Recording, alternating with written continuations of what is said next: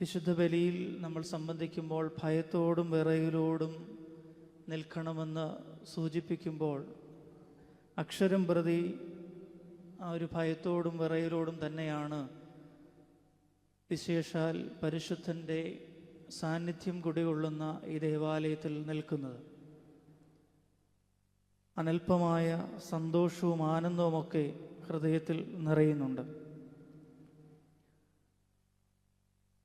അല്പസമയത്തെ ചിന്തയ്ക്കു വേണ്ടി എടുക്കുന്ന വേദഭാഗം നമുക്കേവർക്കും സുപരിചിതമായ ഭാഗമാണ്. വിശുദ്ധ മത്തായിയുടെ സുവിശേഷം 5-ാം അധ്യായം 16-ാം വാക്യം. വിശുദ്ധ മത്തായിയുടെ സുവിശേഷം 5-ാം അധ്യായം 16-ാം വാക്യം. അതിങ്ങനെ വായിക്കുന്നു: അങ്ങനെ തന്നെ മനുഷ്യർ നിങ്ങളുടെ നല്ല പ്രവൃത്തികളെ കണ്ട് സ്വർഗസ്ഥനായ നിങ്ങളുടെ പിതാവിനെ മഹത്വപ്പെടുത്തേണ്ടതിന് നിങ്ങളുടെ വെളിച്ചം അവരുടെ മുൻപിൽ പ്രകാശിക്കട്ടെ. അങ്ങനെ തന്നെ മനുഷ്യർ നിങ്ങളുടെ നല്ല പ്രവൃത്തികളെ കണ്ട് സ്വർഗസ്ഥനായ നിങ്ങളുടെ പിതാവിനെ മഹത്വപ്പെടുത്തേണ്ടതിന് നിങ്ങളുടെ വെളിച്ചം അവരുടെ മുൻപിൽ പ്രകാശിക്കട്ടെ.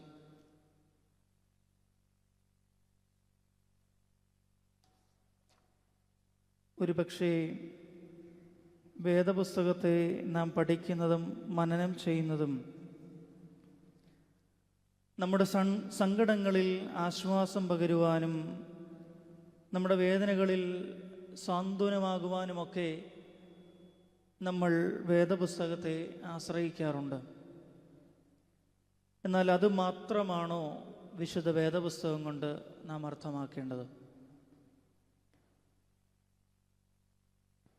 പഠിക്കുന്നതിനും കേൾക്കുന്നതിൻ്റെയും ഒക്കെ ഉദ്ദേശം അതുമാത്രമാണോ?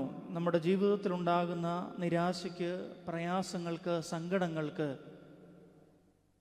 വേദപുസ്തകം വായിച്ച് ആശ്വാസം കണ്ടെത്തുക മാത്രമാണോ വേദപുസ്തകം കൊണ്ട് ലക്ഷ്യമാക്കുന്നത്? നമ്മൾ ജീവിക്കുന്ന ഈ കാലഘട്ടത്തിൻ്റെ കണ്ണാടി കൂടിയാണ് വിശുദ്ധ വേദപുസ്തകം. എങ്കിൽ മാത്രമേ വേദപുസ്തകത്തിന് പ്രസക്തി ഉണ്ടാവുകയുള്ളൂ, വേദപുസ്തകത്തിലെ ആശയങ്ങൾക്ക് ജീവൻ ഉണ്ടാവുകയുള്ളൂ. അല്ലാത്ത പക്ഷം കേവലം സ്വാർത്ഥപരമായ ചില അന്വേഷണങ്ങൾക്ക് നമ്മൾ വേദപുസ്തകത്തെ ഉപയോഗിക്കുന്നവരായി തീരും എന്നുള്ളതിന് യാതൊരു സംശയവുമില്ല. ഇവിടെ വായിച്ചു കേട്ടത്, let your light so shine before men that they may see your good work and glorify your Father in heaven. നിങ്ങളുടെ നല്ല പ്രവൃത്തികളെ കണ്ട് സ്വർഗസ്ഥനായ നിങ്ങളുടെ പിതാവിനെ മഹത്വപ്പെടുത്തേണ്ടതിന് നിങ്ങളുടെ വെളിച്ചം അവരുടെ മുൻപിൽ പ്രകാശിക്കട്ടെ. എന്താണ് നല്ല പ്രവൃത്തി? എന്തിനെയാണ് നാം നല്ല പ്രവൃത്തി എന്ന് വിശേഷിപ്പിക്കുന്നത്? പെരുമല സെമിനാരിയുടെ ധ്യാനത്തിനായി, വിശുദ്ധ ബലിയർപ്പണത്തിനായി എന്നെ വിളിച്ചു. സമയങ്ങളൊക്കെ നിശ്ചയിച്ചു. സമയം നിശ്ചയിച്ച് എന്നോട് സമയം പറഞ്ഞു. ആ സമയം വരെയും എന്നെ കാണാതെ വരുമ്പോൾ എന്നെ വിളിച്ചവർക്കും എന്നോടൊപ്പം വിശുദ്ധ ബലിയിൽ സംബന്ധിക്കുന്നവർക്കുമൊക്കെ ഉണ്ടാകുന്ന ഒരു പ്രയാസമുണ്ട്. ഈ അച്ഛനോട് സമയം പറഞ്ഞിട്ട് അച്ഛനെ സമയത്ത് കാണുന്നില്ല. അതേസമയം അച്ഛൻ കൃത്യസമയത്ത് എത്തിച്ചേർന്നുകൊണ്ടിരിക്കുകയാണ്. അപ്പോൾ ആരുടെ ഭാഗത്താണ് ശരി? ഞാൻ ചിന്തിക്കുമ്പോൾ 40 കിലോമീറ്റർ അകലെ നിന്ന് ഞാൻ വരുന്നു. റോഡിൽ ട്രാഫിക്കുകളുണ്ട്. പക്ഷേ പരുമലയിലായിരിക്കുന്നവരെ സംബന്ധിച്ചിടത്തോളം ഞാൻ താമസിച്ചു കൊണ്ടിരിക്കുകയാണ്. അപ്പോൾ ആരുടെ ഭാഗത്താണ് ശരി? ആരുടെ ഭാഗത്താണ് നല്ലത്? Who will decide our works are good and bad? ആരാണ് നമ്മുടെ പ്രവൃത്തികളൊക്കെ നല്ലതാണെന്നും മോശമാണെന്നും നമ്മെ തിരിച്ചറിയുവാൻ ഇടയാക്കുന്നത്? ഒരു ദേവാലയത്തിലൊരു വികാരി അച്ഛൻ തൻ്റെ ഇഷ്ടപ്പെട്ട ഒരു ഭവനത്തിലേക്ക് ചെല്ലുന്നു. അവിടെ ചെല്ലുമ്പോൾ അവിടുത്തെ വീട്ടിലെ അമ്മ തൻ്റെ മകളെ വല്ലാതെ അടിച്ചുകൊണ്ടിരിക്കുകയാണ്. അച്ഛനെ ദൂരെ നിന്ന് ഈ മാതാവ് കാണുന്നുണ്ട്. എങ്കിലും ആ അമ്മയുടെ കലി അടങ്ങുന്നില്ല. ഈ മകളെ വീണ്ടും തല്ലിക്കൊണ്ടിരിക്കുകയാണ്. വീട്ടിൽ പ്രവേശിച്ച അച്ഛൻ ഒരു നിമിഷം ആലോചിച്ചതിന് ശേഷം അമ്മയോട് ചോദിക്കുന്നു, എന്താണ് കാരണം? അമ്മ പറയുകയാണ്, ഓരോ ദിവസവും ഓരോ പെൻസിലാണ് സ്കൂളിൽ കൊടുത്തുവിടുന്നത്. തിരിച്ചു വരുമ്പോൾ അത് കുഞ്ഞിൻ്റെ കയ്യിലില്ല. ഇപ്പം ഏതൊരു കാര്യത്തിനാണെങ്കിലും രണ്ട് വശമുണ്ട് എന്ന് നമുക്കറിയാം. അച്ഛൻ ആ കുട്ടിയോട് ചോദിച്ചു, എന്താണ് കാരണം? ആ കുഞ്ഞു കൊടുക്കുന്ന മറുപടി, അച്ഛൻ, ഞാൻ എഴുതാൻ തുടങ്ങുമ്പോൾ പെൻസിലില്ലാത്ത നഷ്ടപ്പെട്ട ആരെങ്കിലുമൊക്കെ എൻ്റെ ചുറ്റുപാടും എൻ്റെ ക്ലാസ്സിലുണ്ടാകും. അവർ ചോദിക്കുമ്പോൾ ഞാനിത് കൊടുക്കും. ആര് ചെയ്തതാണ് ശരി? അമ്മ നോക്കുമ്പോൾ ആ വീട്ടിലെ മുതല നശിപ്പിക്കുന്ന ഒരു കുട്ടിയെയാണ് അമ്മയ്ക്ക് കാണാൻ കഴിയുന്നത്. എന്നാൽ ആ കുഞ്ഞ് നോക്കുമ്പോൾ തൻ്റെ കൂടെ പഠിക്കുന്ന തൻ്റെ കൂട്ടുകാരന് ഒരു പെൻസിലിൻ്റെ ആവശ്യം വന്നപ്പോൾ അത് കൊടുക്കുന്നു. ആരുടെ ഭാഗത്താണ് ശരി, ആരുടെ ഭാഗത്താണ് തെറ്റ്? നമുക്കേവർക്കും സുപരിചിതയായ ഒരു വ്യക്തിത്വമാണ് മറിയച്ചേട്ടത്തി എന്നുള്ളത്. കഴിഞ്ഞ കാലങ്ങളിൽ പെൻഷൻ ലഭിക്കുന്നില്ല എന്ന് പറഞ്ഞുകൊണ്ട് പത്രദൃശ്യ മാധ്യമങ്ങളിലൂടെയൊക്കെ നമ്മെ ഏറെ ചിന്തിപ്പിച്ച ഒരു സ്ത്രീ. അവർക്ക് സർക്കാർ നൽകുന്ന പെൻഷൻ ലഭിക്കുന്നില്ല എന്ന് പറഞ്ഞ് ഭിക്ഷാടനവുമായി പുറത്തേക്കിറങ്ങിയ ഒരു സ്ത്രീ. എന്നാൽ അവരങ്ങനെ ഇറങ്ങുമ്പോൾ ഒരുപാട് പരിഭ്രാന്തരാകുന്ന മറ്റൊരു വിഭാഗം നമ്മുടെ ദേശത്തുമുണ്ട്. അത് മറ്റാരുമല്ല, ഈ സംസ്ഥാനത്തിൻ്റെ ഗവൺമെൻറ്റൊക്കെ തന്നെയാണ്. നമ്മളൊക്കെ ഈ മറിയച്ചേട്ടത്തിയുടെ കൂടെ ആശയപരമായി ചേർന്ന് നിൽക്കുന്നുണ്ട്.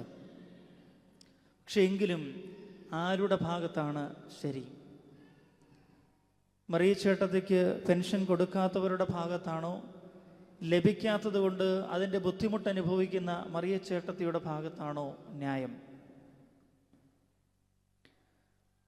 2 ദിവസം മുൻപ് ഇറങ്ങിയ ഒരു പുസ്തകമുണ്ട്. രാഷ്ട്രീയ ലോകത്ത് വലിയ വിപ്ലവങ്ങൾ, കോളിളക്കങ്ങൾ സൃഷ്ടിക്കുവാൻ തരപ്പെടുന്ന ഒരു പുസ്തകം. പുസ്തകത്തിൻ്റെ പേര് നേതാക്കളെ അണികൾ തിരുത്തണം എന്നുള്ളത്. ഇവിടെയും ആരുടെ ഭാഗത്താണ് ന്യായവും നീതിയും സത്യവും ഉള്ളത്? ഈ പുസ്തകം എഴുതിയ ആളിൻ്റെ പേരിലാണോ, ഈ പുസ്തകത്തിൽ പരാമർശിച്ചിട്ടുള്ളവരുടെ പേരിലാണോ നീതിയുള്ളതും സത്യമുള്ളതും? അപ്പോൾ ആർക്ക് ഇഷ്ടപ്പെടുമ്പോഴാണ് ഒരു പ്രവൃത്തി നല്ലതായി തീരുന്നതും മോശമായി തീരുന്നതും? ഒരുപക്ഷെ ഞാൻ നല്ലതെന്ന് പറയുന്നത് നിങ്ങൾക്കൊരു പക്ഷേ നല്ലതായിരിക്കണമെന്ന് യാതൊരു നിർബന്ധവുമില്ല.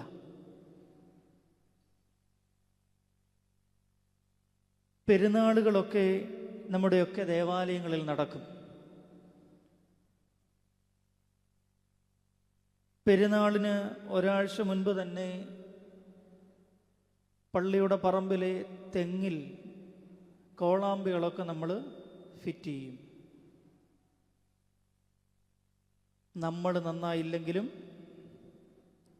പുറത്തുള്ളവർ നന്നാവണം, കേൾക്കണം. ആരുടെ ഭാഗത്താണ് ശരി?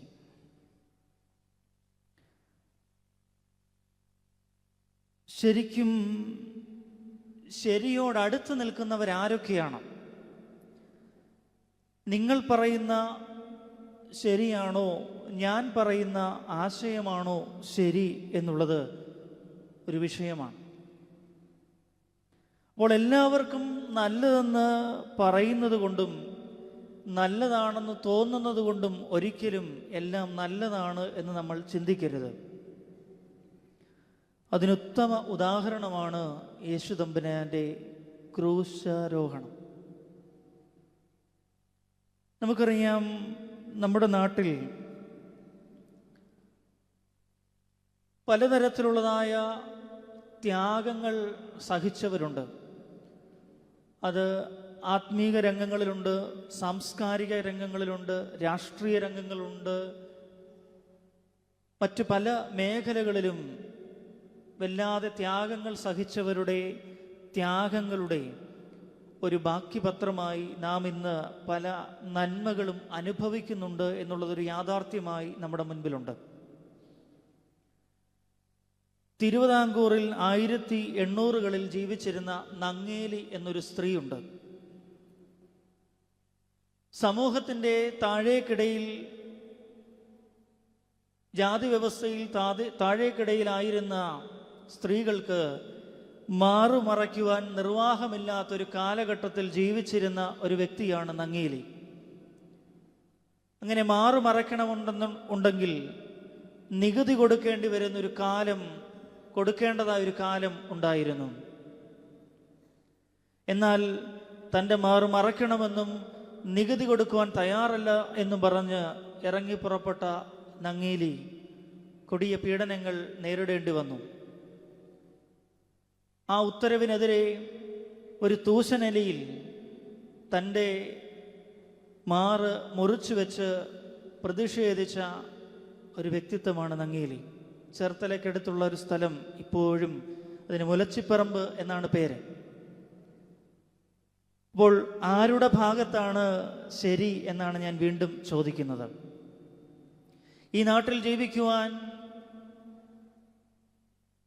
തൻ്റെ ശരീരം മറയ്ക്കുവാനുള്ള അവകാശം നിഷേധിക്കപ്പെട്ട ഒരു സമൂഹത്തിലെ ഒരു വ്യക്തിത്വം ധീരമായി മുൻപോട്ട് വരികയും അതിനെതിരെ പോരാടുവാൻ തയ്യാറാകുകയും ചെയ്യുമ്പോൾ ഈ നാടിൻ്റെ സംസ്കാരത്തിന് മാറ്റമുണ്ടാവുകയാണ്. അതുവരെ ഉണ്ടായിരുന്ന സംസ്കാരങ്ങൾക്ക് ചലനങ്ങൾ സംഭവിക്കുകയാണ്. എബ്രഹാം ലിങ്കണെ കുറിച്ച് നമുക്കറിയാം. അമേരിക്കയുടെ പ്രസിഡന്റായിരുന്നു. എന്നാൽ ഈ മനുഷ്യൻ പ്രസിഡന്റ് പദവിയിൽ എത്തുന്നത് വരെ അമേരിക്കയിൽ നടപാടിക്കൊണ്ടിരുന്ന ഒരു വിഷയമാണ് അടിമത്വ വ്യവസ്ഥ എന്നുള്ളത്.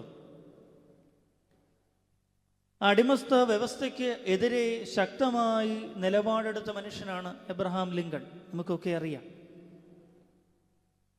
പക്ഷേ അന്ന് വരെ തുടർന്നു വന്നിരുന്ന ഒരു സംസ്കാരത്തിനും ഒരു കീഴ്വഴക്കങ്ങൾക്കും പ്രത്യേകാൽ എബ്രഹാം ലിങ്കൺ തടയിടുവാൻ ശ്രമിക്കുകയാണ്. അതിനെതിരെ നിന്ന ഒരു കൂട്ടം വിഭാഗം അദ്ദേഹത്തെ ഉന്മൂലനം ചെയ്യുന്നതും ചരിത്രത്തിൻ്റെ താളുകളിലുണ്ട്. പ്രിയപ്പെട്ടവരെ, ആരുടെ ഭാഗത്താണ് ശരി എന്നുള്ളത് നാം വീണ്ടും ചിന്തിക്കേണ്ട കാര്യമാണ്. എബ്രഹാം ലിങ്കൺ അടിമത്തം അവസാനിപ്പിക്കുവാൻ ശ്രമിക്കുമ്പോൾ അത് ശരിയായിരുന്നോ തെറ്റായിരുന്നോ, അത് തുടർന്നു കൊണ്ട് പോകുന്നതായിരുന്നോ ശരി എന്നുള്ളത് ഇന്ന് നമ്മുടെ മുൻപിൽ ഒരു ചോദ്യമായി ഉണ്ടാകണം. വർണ്ണവിവേചനത്തിനെതിരെ ഐ ഹാവ് എ ഡ്രീം എന്ന് പറഞ്ഞ് വാഷിങ്ടണിൽ ലോങ് മാർച്ച് നടത്തിയ ഒരു മനുഷ്യനാണ് മാർട്ടിൻ ലൂതർ ദ ജൂനിയർ. വർണ്ണവിവേചനത്തിനെതിരെ 4 പതിറ്റാണ്ടിലധികമായി അതിനെതിരെ പ്രതിഷേധിച്ച, അതിനെതിരെ പ്രവർത്തിച്ച ഒരു മനുഷ്യനാണ് മാർട്ടിൻ ലൂതർ. അദ്ദേഹത്തിൻ്റെ ചെറുത്തുനിൽപ്പ് ഒരിക്കലും ചെറുതായിരുന്നില്ല. പക്ഷേ അദ്ദേഹത്തെയും ജെയിംസ് ഏൾ റേ എന്ന് പറയുന്ന മനുഷ്യൻ വെടിവെച്ച് കൊല്ലുകയായിരുന്നു. അപ്പോൾ ആരുടെ ഭാഗത്താണ്, വീണ്ടും ഞാൻ ചോദിക്കുകയാണ്, ആരുടെ ഭാഗത്താണ് ശരി? ആര് ചെയ്തതാണ് നല്ല പ്രവൃത്തി? നന്മയേത്, തിന്മയേത്, നല്ലതേത്, ചീത്തയേത് എന്ന് തിരിച്ചറിയുവാൻ കഴിയാത്ത തരത്തിൽ നമ്മുടെ ചിന്തകളും നമ്മുടെ ദർശനങ്ങളും പ്രവർത്തനങ്ങളുമൊക്കെ ഇന്ന് വല്ലാതെ ഒരു കൺഫ്യൂസ്ഡ് സ്റ്റേറ്റിലായിരിക്കുന്നു എന്ന് പറയുന്നതിൽ തർക്കമില്ല. അത് ചെയ്താൽ ശരിയാകുമോ, അതങ്ങനെ ചെയ്താൽ തെറ്റായി പോകുമോ എന്ന് തോന്നുന്ന തരത്തിൽ പലതരത്തിലുള്ളതായ പ്രയാസങ്ങളിലൂടെ, സംഘർഷങ്ങളിലൂടെ കടന്നു പോകുന്ന ഒരു വലിയ വിഭാഗമാണ് നമ്മളെല്ലാവരും എന്ന് നമുക്ക് പ്രത്യേകം ഓർത്തിരിക്കേണ്ടതാണ്. ഒരു വീട്ടിൽ ഉണ്ടാകുന്ന മാലിന്യങ്ങൾ അടുത്ത പറമ്പിലേക്ക് നിക്ഷേപിക്കുന്ന സംസ്കാരം ഇന്നും മാറിയിട്ടില്ലാത്തവരാണ് മലയാളികളായ നാം ഓരോരുത്തരും. ഈ കഴിഞ്ഞിടയ്ക്ക് ശ്രദ്ധയിൽപ്പെട്ട ഒരു സാമൂഹ്യ മാധ്യമങ്ങളിൽ വന്ന ഒരു ചിത്രമാണ് തൻ്റെ വീട്ടിലെ മാലിന്യം കഴിഞ്ഞ തവണത്തെ പഞ്ചായത്ത് മെമ്പർ, ഇപ്പോഴത്തെ അല്ല, അദ്ദേഹം തൻ്റെ 2 വീലറിൽ എടുത്തു വെച്ചുകൊണ്ട് ആളൊഴിഞ്ഞൊരു സ്ഥലത്ത് കൊണ്ടുപോയി ഇത് തള്ളിക്കളയുന്നു. പക്ഷെ അദ്ദേഹത്തിൻ്റെ നിർഭാഗ്യം ആണെന്ന് തോന്നുന്നു, അദ്ദേഹം ഈ കളഞ്ഞ ഭാഗത്തൊരു CCTV ഉണ്ടായിരുന്നു എന്നുള്ളതാണ്, ക്യാമറ ഉണ്ടായിരുന്നു. അതിൽ കൃത്യമായിട്ട് ഇത് പതിയുകയും സോഷ്യൽ മീഡിയയിൽ കാണുകയും ചെയ്യുവാനിടയായി എന്നുള്ളത് നമുക്കറിയാം. നമ്മൾ ഓരോരുത്തരും കണ്ടതാണ്. ഇതാണ് നമ്മൾ ഇന്ന് തുടർന്നു കൊണ്ടിരിക്കുന്ന നമ്മുടെ വേസ്റ്റ് മാനേജ്മെൻറ്റ്. ഈ സംസ്കാരങ്ങൾക്കൊക്കെ നമുക്ക് മാറ്റമുണ്ടാകേണ്ടതാണ്. ഇന്ത്യക്ക് സ്വാതന്ത്ര്യം ലഭിക്കുമ്പോൾ ആ സ്വാതന്ത്ര്യത്തിനു വേണ്ടി അനേകർ പോരാടി എന്നുള്ളത് നമുക്കറിയാം. പക്ഷേ ആ സ്വാതന്ത്ര്യ പോരാട്ടത്തിനു വേണ്ടി നിൽക്കുമ്പോഴും നമ്മളിൽ ചിലരെങ്കിലും ചോദിച്ചിട്ടുണ്ട്, നമ്മളല്ല, നമ്മുടെ പൂർവികർ ചിലരെങ്കിലും ചോദിച്ചിട്ടുണ്ട്, എന്തിനാണ് നമ്മൾ ഈ സമരം ചെയ്യുന്നത്, എന്തിനാണ് നമ്മൾ പ്രതിഷേധിക്കുന്നത്? കാരണം നമുക്ക് വേണ്ടുന്നത് ഓരോന്നും ഈ വെള്ളക്കാര് നമുക്ക് തരുന്നുണ്ട്. റോഡിന് റോഡുണ്ട്, പാലത്തിന് പാലമുണ്ട്, റെയിൽവേക്ക് റെയിൽവേ ഉണ്ട്. ഇതെല്ലാം നമുക്ക് കാലാകാലങ്ങളായി അവർ തന്നതാണ്. പിന്നെ എന്തിനാണ് അവരോട് വീണ്ടും നമ്മൾ സമരം ചെയ്യുന്നത്? ആരുടെ ഭാഗത്താണ് നീതി? ആരുടെ ഭാഗത്താണ് ശരി? ഗാന്ധിയെ പോലെയുള്ള ഇന്ത്യയുടെ ദേശീയ നേതാക്കളൊക്കെ ഈ സ്വാതന്ത്ര്യത്തിനു വേണ്ടി അഹോരാത്രം അധ്വാനിക്കുമ്പോൾ ഇങ്ങനെ ചോദ്യം ചോദിച്ചവരും നമ്മുടെ നാട്ടിലുണ്ടായിരുന്നു എന്നുള്ളതാണ് യാഥാർത്ഥ്യം. ഇനി വേദപുസ്തകത്തിലേക്ക് വന്നാൽ ഒരു വലിയ വിമോചന യാത്ര യേശുതമ്പുരാൻ മോശയിലൂടെ നടത്തിയെടുക്കുന്നുണ്ട്.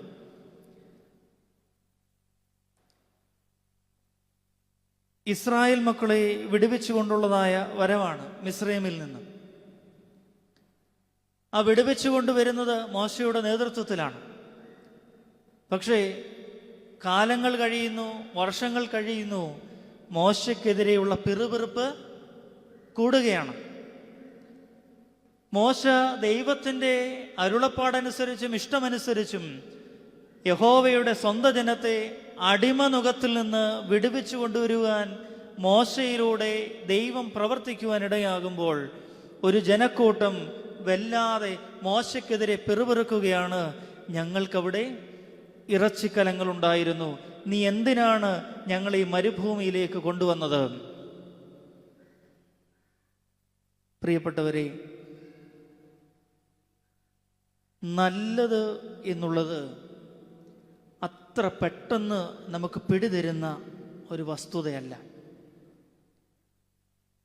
സ്വന്തം ജനത്തിൻ്റെ ആത്മാഭിമാനം പണയപ്പെടുത്തി അവർ ഊഴിയ വേല ചെയ്യുമ്പോൾ അവർക്കതല്ല യഥാർത്ഥമായ സ്ഥാനവും സ്ഥലവുമെന്ന് തിരിച്ചറിഞ്ഞ് യഹോവ അവരെ വിടുവിച്ചുകൊണ്ട് പാലും തേനും ഒഴുകുന്ന ദേശത്തേക്ക് കൊണ്ടുവരുവാൻ ആഗ്രഹിക്കുമ്പോൾ അവിടെ പിറുപിറുക്കുകയാണ്, ഞങ്ങൾക്ക് അവിടെ ഇറച്ചിക്കലങ്ങൾ ഉണ്ടായിരുന്നു എന്ന് പറഞ്ഞു. പ്രിയപ്പെട്ടവരെ, ആരുടെ ഭാഗത്താണ് നന്മയുണ്ടായത്? ആരുടെ ഭാഗത്താണ് ശരി? നമ്മൾ പാട്ടുകളിൽ പാടുന്നുണ്ട്, അവൻ നല്ലവനല്ലോ, അവൻ്റെ ദയ എന്നേക്കുമുള്ളത്, അവൻ വല്ലഭനല്ലോ, അവൻ്റെ ദയ എന്നേക്കുമുള്ളത്. നമ്മൾ പാട്ടുകളിൽ പാടാറുണ്ട്. അങ്ങനെയാണെങ്കിൽ ഒരു ചോദ്യമുണ്ട്, എന്തിനാണ് ഇന്നെന്ന പോലെ ഒരു വെള്ളിയാഴ്ച യേശു തമ്പുരാനെ ക്രൂശിൽ തറച്ചത്? അവൻ നല്ലവനാണ്, ദയയുള്ളവനാണ്, നമ്മയൊക്കെ സംരക്ഷിക്കുന്നവനാണ്, നമ്മുടെ കൂടെ നടക്കുന്നവനാണ്, നമുക്ക് വേണ്ടതെല്ലാം സമയാസമയങ്ങളിൽ നൽകുന്നവനാണ്. പിന്നെ എന്തിനാണ് ഇന്നെന്ന പോലെ ഒരു വെള്ളിയാഴ്ചയിൽ യേശു തമ്പുരാനെ ക്രൂശിൽ തറച്ചത്? ആരുടെ ഭാഗത്താണ് ശരി? യേശു തമ്പുരാനെ ക്രൂശിൽ തറയ്ക്കുവാൻ ആസന്നമായ 2 പ്രധാനപ്പെട്ട കാരണങ്ങളുണ്ട്. അതൊന്ന് വിശുദ്ധ യോഹന്നാന്റെ സുവിശേഷം 11-ാം അധ്യായം 48 മുതൽ 52 വരെയുള്ള വാക്യങ്ങളിലാണ്. ലാസറിനെ ഉയർപ്പിക്കുന്ന ഭാഗമാണ്. ലാസറിനെ ഉയർപ്പിക്കുന്ന പശ്ചാത്തലമാണ് യേശു തമ്പുരാനെ ക്രൂശിക്കുവാൻ വേണ്ടി യഹൂദന്മാർക്ക് ആക്കം കൂട്ടിയ സാഹചര്യം. 48-ാം വാക്യത്തിൽ ഇങ്ങനെ കാണുന്നുണ്ട്, വിശുദ്ധ യോഹന്നാന്റെ സുവിശേഷം 11-ാം അധ്യായം 48 മുതലുള്ള വാക്യം: അവനെ ഇങ്ങനെ വിട്ടയച്ചാൽ എല്ലാവരും അവനിൽ വിശ്വസിക്കും. യേശു തമ്പുരാനെ കുറിച്ചാണ് പറയുന്നത്. അവനെ ഇങ്ങനെ വിട്ടയച്ചാൽ എല്ലാവരും അവനിൽ വിശ്വസിക്കും. പിന്നെ പറയുന്നു, ജനം മുഴുവൻ നശിച്ചു പോകാതെ വണ്ണം ഒരു മനുഷ്യൻ ജാതിക്ക് വേണ്ടി മരിക്കുന്നത് നന്ന് എന്നോർക്കുന്നുമില്ല എന്ന് പറഞ്ഞു. 52-ാം വാക്യത്തിൽ പറയുന്നു, ജനത്തിനു വേണ്ടി മാത്രമല്ല, ചിതറിയിരിക്കുന്ന ദൈവമക്കളെ ഒന്നായിട്ട് ചേർക്കേണ്ടതിന് തന്നെ അന്ന് മുതൽ അവർ അവനെ കൊല്ലുവാൻ ആലോചിച്ചു. ഇത്രയും നാളും അവൻ പറഞ്ഞുകൊണ്ട് നടന്നു, പ്രസംഗിച്ചുകൊണ്ട് നടന്നു, എന്നിൽ വിശ്വസിക്കുന്നവൻ മരിച്ചാലും ജീവിക്കും. എന്നാൽ ഈ യേശു തമ്പുരാൻ ഇന്ന് ലാസറിന്റെ കല്ലറയ്ക്കൽ വന്ന്, മരിച്ചിട്ട് 4-ാം പക്കമായവന്റെ കല്ലറയ്ക്കൽ വന്ന് അവനെ വിളിച്ച് എഴുന്നേൽപ്പിക്കുകയാണ്. വിളിച്ചെഴുന്നേൽപ്പിച്ച് അവനെ ജീവിതത്തിലേക്ക് കൊണ്ടുവരുന്നു യേശു തമ്പുരാൻ. അപ്പോഴാണ് ഈ പ്രമാണിമാർക്ക് പ്രയാസങ്ങൾ ഉണ്ടാകുന്നത്, പ്രമാണിമാർക്ക് ബുദ്ധിമുട്ടുകൾ ഉണ്ടാവുകയാണ്. അവനെ ഇങ്ങനെ കയറൂരി വിട്ടാൽ ജനമെല്ലാം അവൻ്റെ പിന്നാലെ പോകും, നമ്മുടെ കൂടെ ആളുണ്ടാവുകയില്ല. അതുകൊണ്ട് ജനത്തിനു വേണ്ടി ഒരുവൻ മരിക്കുന്നത് ഏറ്റവും നല്ലത് അതാണ്. അതുകൊണ്ട് അവനെ അന്നു മുതൽ അവർ കൊല്ലുവാൻ ആലോചിച്ചു.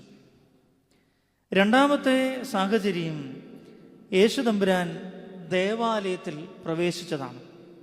വിശുദ്ധ മർക്കോസിന്റെ സുവിശേഷം 11-ാം അധ്യായത്തിൽ നാം കാണുന്നുണ്ട് 15 മുതലുള്ള വാക്യം.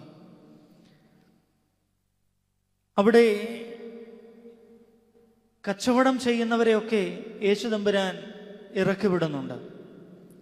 ഇറക്കിവിട്ടിട്ട് അവിടെ യേശു തമ്പുരാൻ ഒരു പ്രഖ്യാപനം നടത്തുന്നുണ്ട്.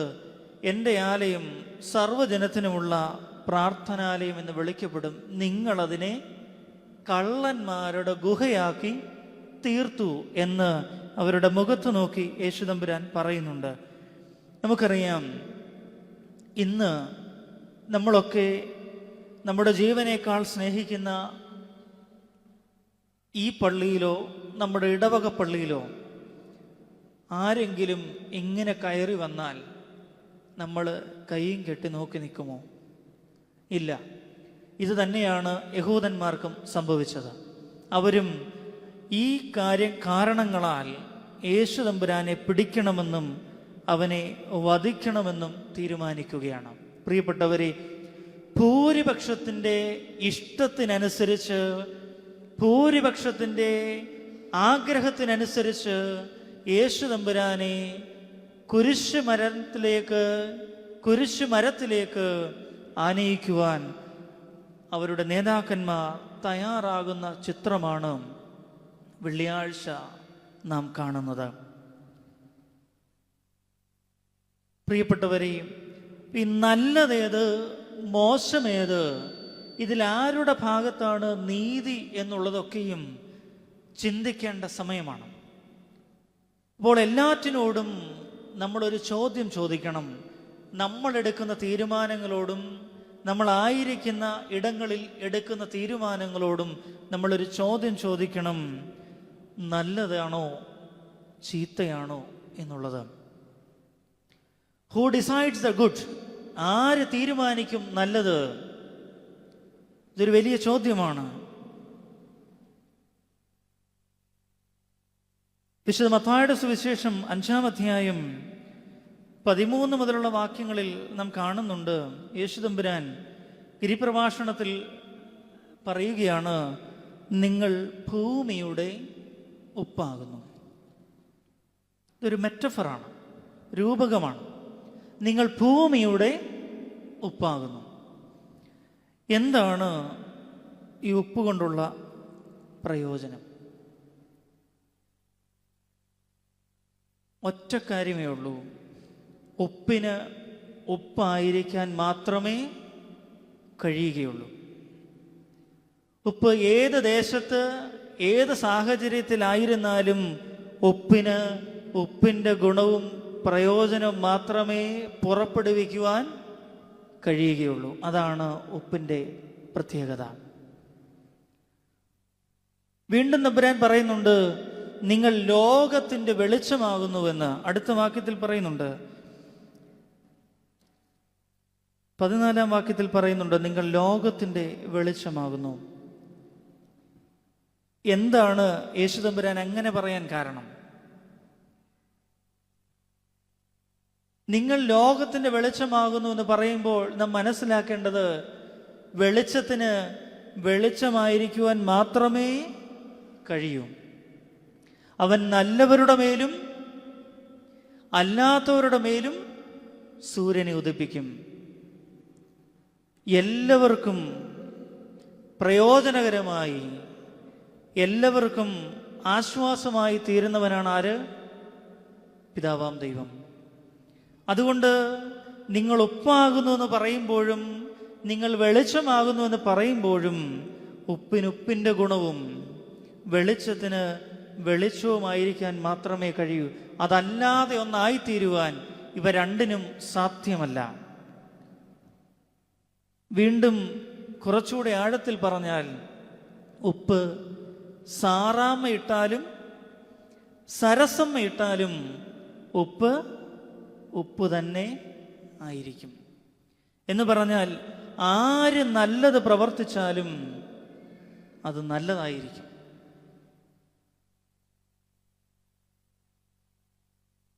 പ്രിയപ്പെട്ടവരെ, നമ്മയൊക്കെ അതിശയിപ്പിക്കുന്ന രീതിയിൽ പ്രവർത്തിച്ച് ഒരു വലിയ നിയോഗം നിറവേറ്റി തിരികെ വന്ന ഒരു വലിയ വ്യക്തിത്വത്തിനുടമയാണ് സുനിത വില്യംസ്. നമ്മളൊക്കെ കേട്ട് സുപരിചിതമായൊരു പേരാണ്. ബഹിരാകാശത്ത് യാത്ര ചെയ്ത് അവിടുത്തെ ഉദ്യമങ്ങളൊക്കെ പൂർത്തിയാക്കി തിരികെ വന്ന ഇന്ത്യൻ വംശജ കൂടെയായ സുനിത വില്യംസ്. ആ സ്ത്രീയെ 2 ആഴ്ച മുൻപ് നേരിൽ കാണുവാനും അവരുടെ സംസാരങ്ങൾ കേൾക്കുവാനും ഇടയായി. അവരുടെ സംസാരത്തിൽ നിഴലിച്ചു നിന്ന ഒരു വലിയ ദർശനം ഉള്ളത്, ബഹിരാകാശത്ത് നിന്ന് ഭൂമിയെ നോക്കുമ്പോൾ ഭൂമിക്ക് അതിർവരമ്പുകളില്ല, രാജ്യങ്ങൾക്ക് അതിർവരമ്പുകളില്ല.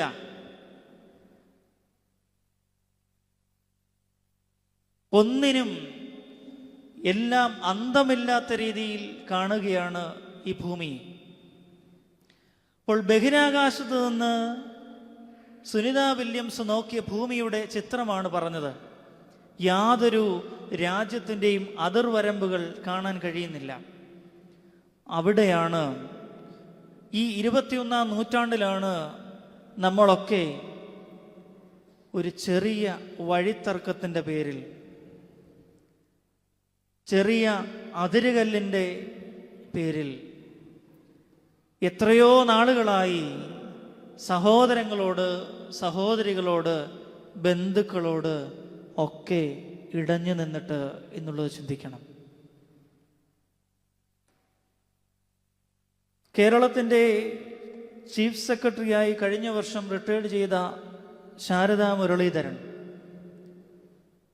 വർണ്ണവിവേചനത്തിന് അധിക്ഷേപം കേട്ട ഒരു വ്യക്തിത്വമാണ്. കഴിഞ്ഞ വർഷമൊക്കെ നമ്മൾ ആ വാർത്തകളൊക്കെ കാണുകയും ചിന്തിക്കുകയും ഒക്കെ ചെയ്തതാണ്. പ്രിയപ്പെട്ടവരെ, ഇന്ന് നമ്മുടെ ഇടയിൽ ഇങ്ങനെയുള്ളതായ വെളിച്ചം ചെന്നിട്ടില്ലാത്ത ചില ചിന്തകളും ദർശനങ്ങളുമൊക്കെ നമ്മുടെയൊക്കെ ജീവിതത്തിൽ ഇന്നുണ്ട് എന്നുള്ളത് നാം തിരിച്ചറിയണം.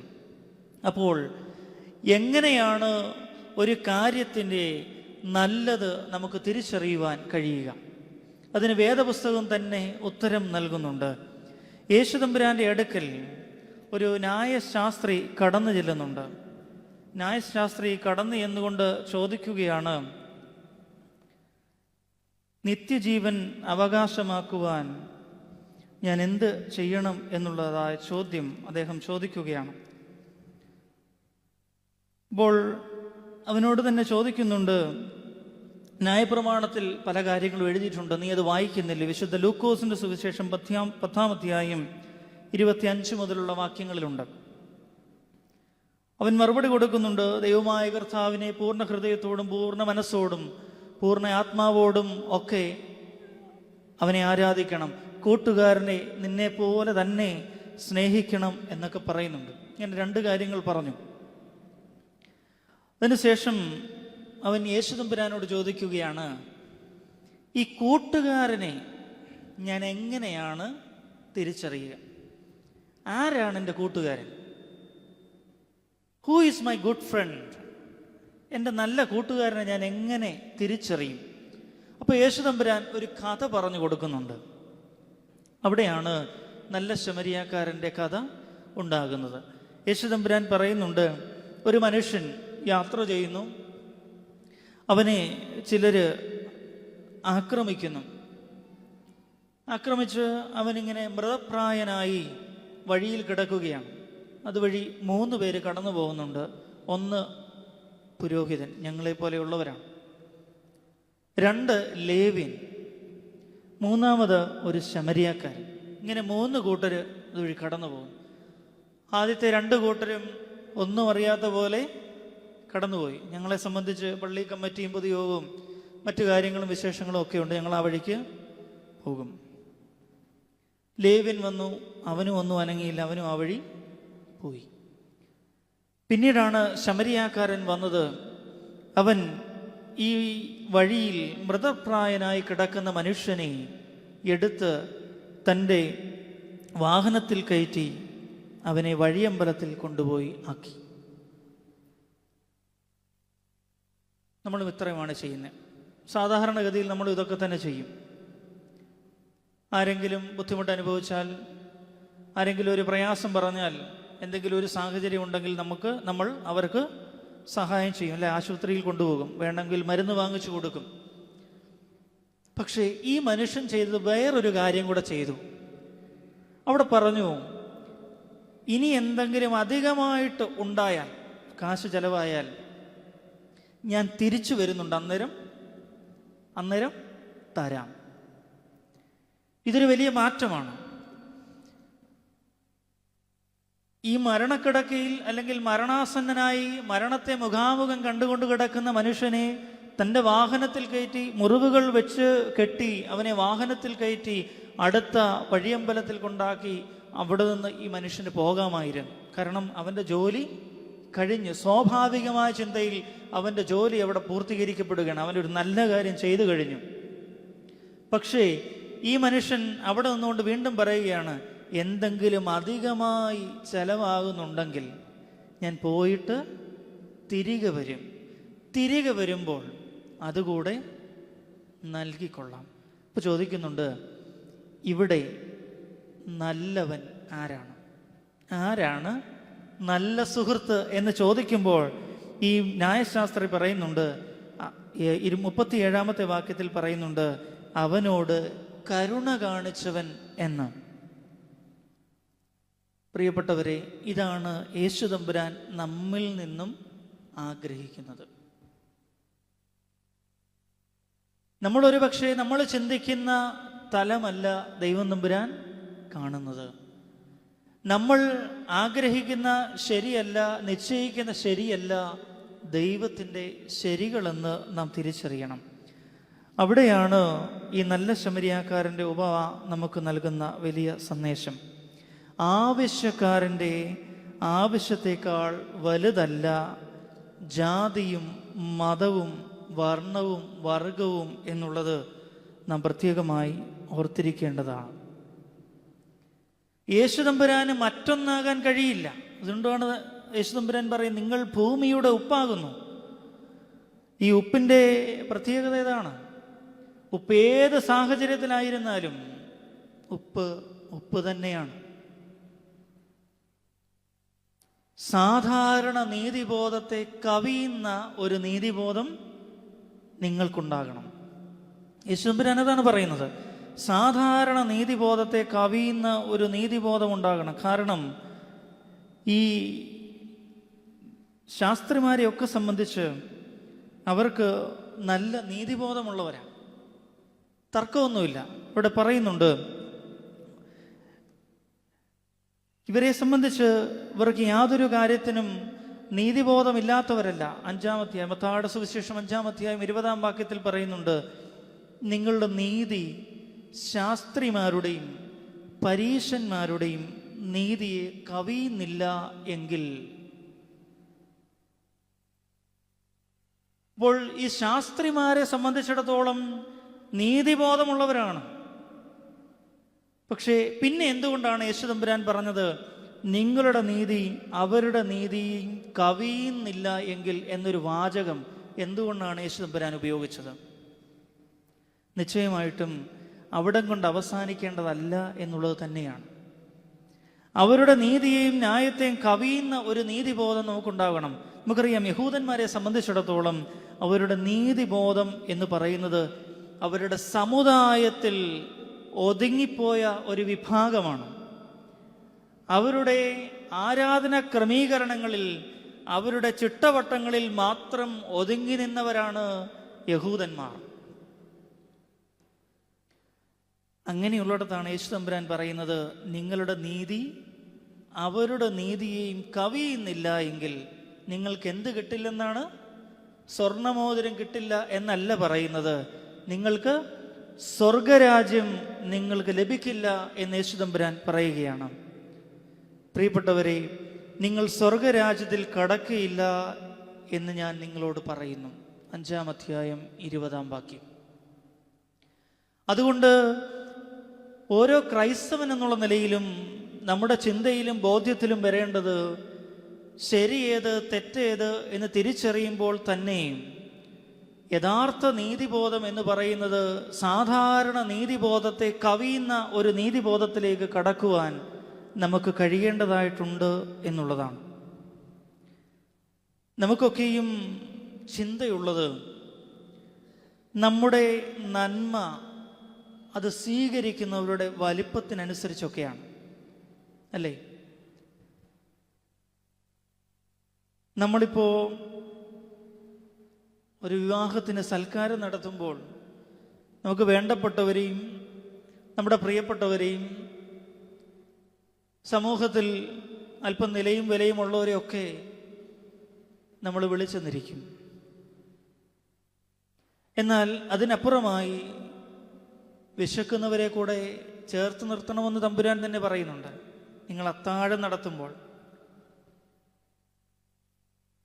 അപ്പോൾ ഇതാണ് സാധാരണ നീതിബോധത്തെ കവിയുന്ന ഒരു നീതിബോധം. അധികാരത്തിലിരിക്കുന്നവർക്ക് അവരെ പ്രീതിപ്പെടുത്തുന്നതല്ല യഥാർത്ഥമായ നീതിബോധം. അതിനങ്ങേത്തലക്കിൽ പ്രയാസം അനുഭവിക്കുന്ന, കഷ്ടപ്പെടുന്ന ഒരുപാട് ആളുകൾ നമുക്ക് ചുറ്റിലുമുണ്ട്. ഇന്ന് വിശുദ്ധ ബലിയുടെ മധ്യേ അഭിമന്യ തിരുമനസ്സുകൊണ്ട് ഓർമ്മിപ്പിച്ചു, നോമ്പ് വരികയാണ്. നോമ്പ് വരുമ്പോൾ നമ്മളൊക്കെയും നോമ്പെടുക്കുകയും പ്രത്യേകാൽ ഉപവാസം അനുഷ്ഠിക്കുകയും ഒക്കെ ചെയ്യും. എന്നാൽ ഈ ഉപവാസം അനുഷ്ഠിക്കുമ്പോഴാണ് നമ്മുടെ വിശപ്പിൻ്റെ വില നമ്മൾ ഒരുപക്ഷെ അറിയുന്നത്, വിശപ്പിൻ്റെ ബുദ്ധിമുട്ട് നമ്മൾ അറിയുന്നത്. അങ്ങനെയാകുമ്പോൾ നമ്മുടെ ഇടയിൽ വിശന്നിരിക്കുന്നവരെ ചേർത്ത് പിടിക്കുവാനും അവർക്ക് അന്നമാകാനും നമുക്ക് കഴിയുമ്പോഴാണ് സാധാരണ നീതിബോധത്തെ കവിയുന്ന ഒരു നീതിബോധം. ഏറ്റവും എളുപ്പം ഒരാളെ സഹായിക്കാൻ പറഞ്ഞു വെക്കാൻ പറ്റുന്ന ഏറ്റവും എളുപ്പമുള്ളൊരു വഴിയാണ് ഞാൻ പ്രാർത്ഥിക്കാം.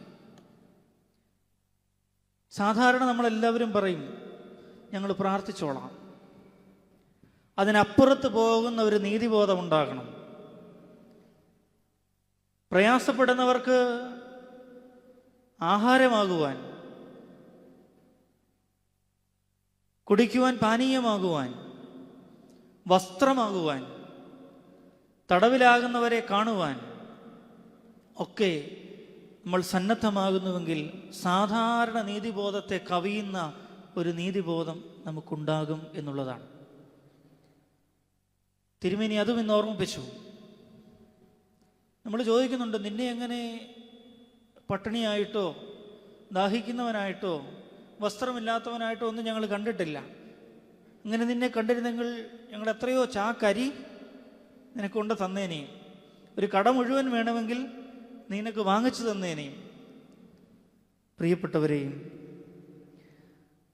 അധികാരത്തിലിരിക്കുന്നവർക്ക് വേണ്ടി ചെയ്യുന്നതല്ല നീതിബോധം, നേരെ മറിച്ച് ആവശ്യക്കാരന് പങ്കിടുന്നതാണ് നല്ല പ്രവൃത്തി.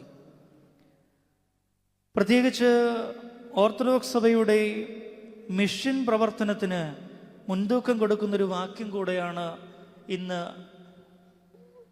പ്രധാന വാക്യമായി ഞാൻ എടുത്തത്.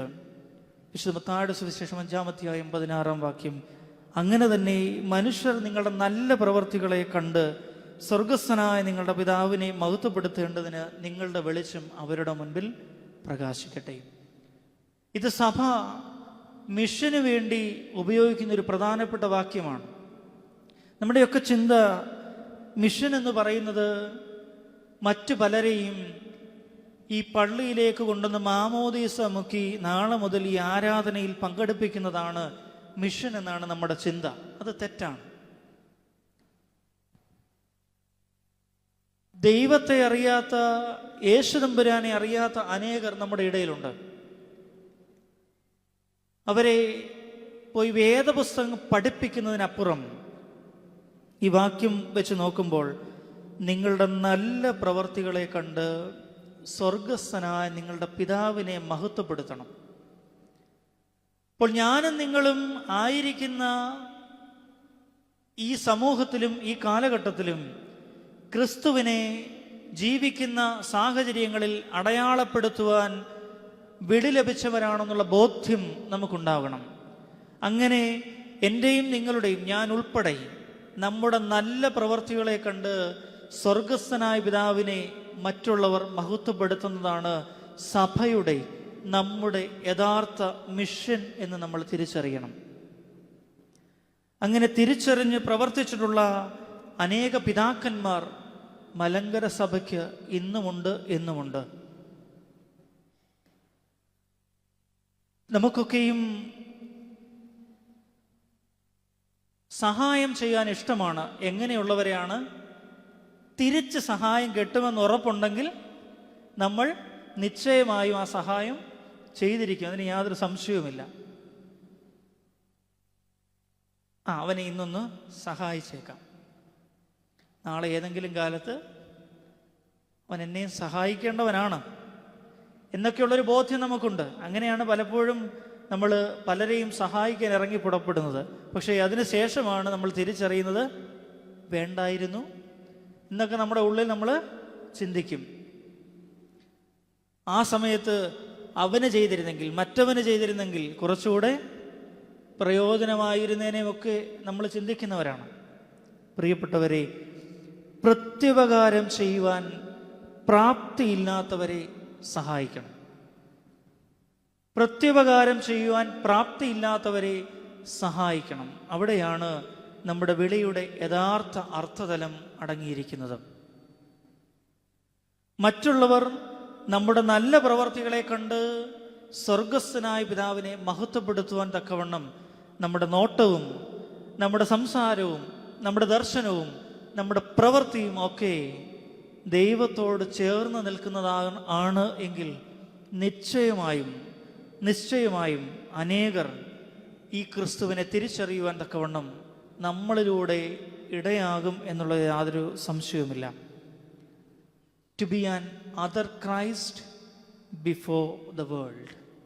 ഈ ലോകത്തിന് മുൻപിൽ മറ്റൊരു ക്രിസ്തുവായി തീരുവാനുള്ള വിളിയാണ് നമുക്കുള്ളത് എന്നുള്ള ബോധ്യം നമുക്കുണ്ടാകട്ടെ. ഫെബ്രുവരി മാസം 2 എന്നുള്ളത് നമുക്കൊക്കെ അറിയാം, കർത്താവിൻ്റെ മായൽത്തോ പെരുന്നാളാണ്. എന്നാൽ അതിനോട് ചേർത്ത് വായിക്കേണ്ട, ഓർക്കപ്പെടേണ്ട ഒരു നാമമാണ് പത്രോസ് ഒസ്താത്യോസ് തിരുമേനി. ഈ 2-ാം തീയതി 58-ാം ഓർമ്മ അദ്ദേഹത്തിൻ്റെ സഭ ആചരിച്ചു. എന്താണ് പത്രോസ് ഒസ്താത്യോസ് തിരുമേനിയെ വ്യത്യസ്തനായി തീർക്കുന്നത്? അത് മറ്റൊന്നുമല്ല, നമുക്കെല്ലാവർക്കും അറിയാവുന്ന സംഗതിയാണ്. ജാതി വ്യവസ്ഥ കൊടുമ്പരി കൊണ്ടിരുന്ന നാളുകളിൽ തീണ്ടലും തൊടിയിലും ഉണ്ടായിരുന്ന കാലഘട്ടത്തിൽ സമൂഹത്തിൻ്റെ താഴേക്കിടയിൽ കിടക്കുന്നവരെ ഉയർത്തിക്കൊണ്ടുവരുവാൻ അദ്ദേഹം എടുത്ത നിലപാടുകളും ധീരമായ പ്രവർത്തനങ്ങളുമാണ് സഭയും സമൂഹവുമൊക്കെ ഇന്നും ആ പുണ്യപുരുഷനെ ഓർക്കുന്നത്. അത് കേവലം ഏതെങ്കിലും ജംഗ്ഷനുകളിൽ നിന്ന് പ്രസംഗിക്കുന്നത് കൊണ്ട് മാത്രം കാര്യമാകുന്നില്ല എന്ന് വിശ്വസിച്ച ഒരു പിതാവ് ഇങ്ങനെ സമൂഹത്തിന് താഴേക്കിടയിലുള്ള എല്ലാവരുടെയും ഭവനങ്ങളിൽ യാത്ര ചെയ്ത് ഭവനങ്ങളിൽ കയറിയിറങ്ങി അവരെ പ്രബോധിപ്പിക്കുകയാണ്. മദ്യപിക്കരുത്, കുഞ്ഞുങ്ങളെ പഠിക്കുവാൻ സ്കൂളുകളിൽ വിടണം എന്ന് പറഞ്ഞുകൊണ്ട് എല്ലാ ഭവനങ്ങളിലും കയറിയിറങ്ങി പ്രബോധനം നടത്തിയ ഒരു മനുഷ്യൻ. 1929 കൊച്ചി ദിവാൻ അദ്ദേഹത്തെ ഒരു സ്പെഷ്യൽ ഓഫീസറായി നിയോഗിക്കുന്നുണ്ട്. ഇങ്ങനെയുള്ള താഴേക്കിടയിൽ ഉള്ളവരുടെ ഉന്നമനത്തിന് വേണ്ടി ഇദ്ദേഹത്തെ ഒരു സ്പെഷ്യൽ ഓഫീസറായി നിയമിക്കുകയാണ്. ഓർക്കുക, മലങ്കര സഭയുടെ ഒരു മെത്രാപ്പോലീത്തയാണ്. അദ്ദേഹം ഇറങ്ങിച്ചെന്നത് അത്രയും താഴേക്കിടയിലേക്കാണ്. അവിടെ ചെന്ന് ക്രിസ്തുവിനെ അദ്ദേഹം ആരെയും നിർബന്ധിച്ച് സഭയിലേക്ക് കൊണ്ടുവന്നിട്ടില്ല.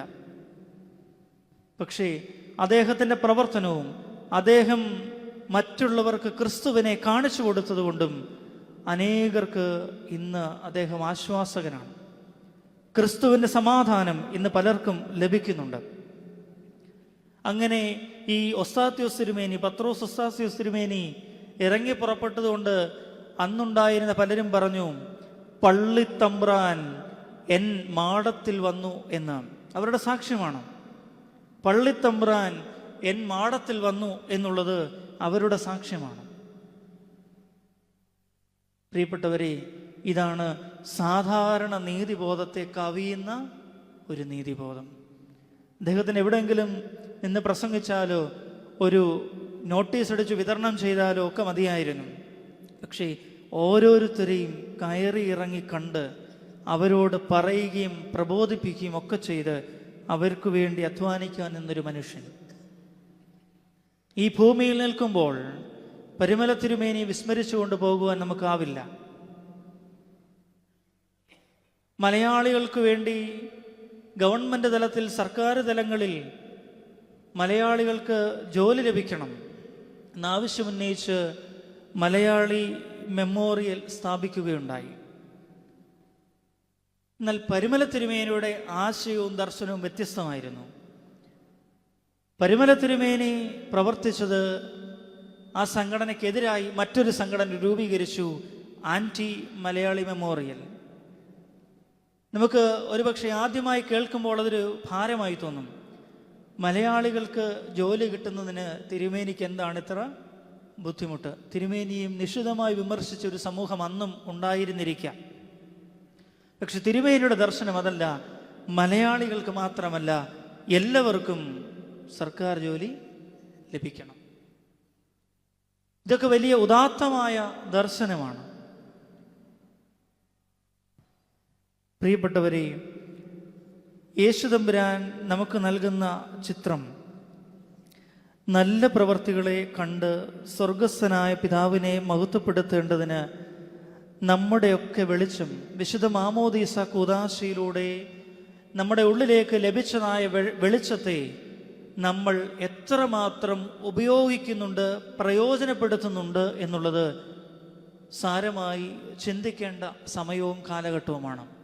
അതുകൊണ്ട് നമുക്ക് ലഭിക്കുന്നതായ അവസരങ്ങൾ നിശ്ചയമായും ഒരു പരിവർത്തനത്തിൻ്റെയും ഒരു നവീകരണത്തിൻ്റെയും അനുഭവത്തിൽ ആക്കി തീർക്കുമ്പോഴാണ് നമ്മുടെ ഈ ജീവിതം അർത്ഥവത്തായി തീരുന്നതും ധന്യമായി തീരുന്നതും.